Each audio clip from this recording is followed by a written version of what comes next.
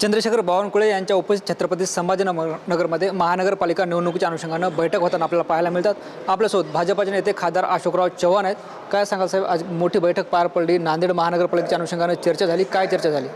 या चर्चा इथे जी आमची समिती नियुक्त केली होती अध्यक्षांनी, त्या समितीची आज बैठक चर्चा झाली आणि त्या बैठकीत नांदेड महानगरपालिकेसंदर्भामध्ये युती करण्याच्या बाबतीमध्ये असो, उमेदवार असो, या बाबतीमध्ये आढावा घेण्यात आला। तर बाय अँड लार्ज एक वाक्यता आहे, कुठे काही इश्यू नाहीच आहेत आणि काही ठिकाणी नावं आहेत, भरपूर आले, त्यामुळे त्याच्यामध्ये आम्ही नांदेडला जाऊन निर्णय घेऊ। परंतु एकंदरीत सगळ्या पद्धतीने विचार करून इलेक्टिव्ह मेरिट असलेले उमेदवार निवडून द्यावेत आणि त्याचं सिलेक्शन व्हावं असा प्रयत्न आम्हा सर्वांचा झालेला आहे। शिवसेना आणि भाजपाच्या वतीने जे आहे ते नांदेडमध्ये बैठका पार पडल्या, काही फॉर्म्युला ठरला आहे का?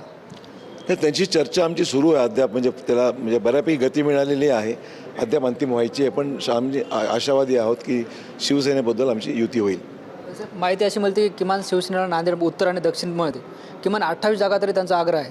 ठीक आहे, असं आहे की जागा अगोदरच आमच्याकडेही प्रचंड मागणी आहे, त्यांच्याकडेही मागणी आहे, एक समन्वय साधून दोघांनाही सन्मानकारक त्याच्यात मार्ग काढता आला पाहिजे, आमचा प्रयत्न आहे। युती होईल नांदेडमध्ये? शक्यता आहे। राष्ट्रवादीसोबत असेल का? त्यांची चर्चा नाही, कारण वरिष्ठ पातळीवरून काय आम्हाला तसे आदेश आलेले नसल्यामुळे अद्याप त्यांची चर्चा आम्ही केलेली नाही आहे। पण आपण जर बघलं तर आज अजितदादांची राष्ट्रवादी शिवसेनेची बैठक नांदेडमध्ये पार पडणार आहे अशी माहिती समोर येते। होईल त्यांची, आता प्रत्येक पक्ष आपला प्रयत्न करत असतो, त्यामुळे त्यांचं होणं काही आश्रय म्हणण्याचं कारण नाही, तेही त्यांचा प्रयत्न करत आहेत, आम्ही आमच्या लोकांशी प्रयत्न करत आहोत, त्यामुळे प्रत्येक पक्ष आपली ताकद वाढवण्याचा प्रयत्न करतच आहे। निश्चित आपण बघतोय आपल्यासोबत भाजपाचे नेते खासदार अशोकराव चव्हाण होते। आज छत्रपती संभाजीनगरमध्ये नांदेड महानगरपालिका निवडणुकीच्या अनुषंगानं बैठक पार पडली आणि जे आहे ते नांदेडमध्ये शिवसेना आणि भाजपाची युती होईल अशी सकारात्मकता जे आहे ते खासदार अशोकराव चव्हाण यांनी बोलताना व्यक्त केली। कॅमेरा पर्सन अमित आडेसह ज्ञानेश्वर लोंढे, TV9 मराठी, छत्रपती संभाजीनगर।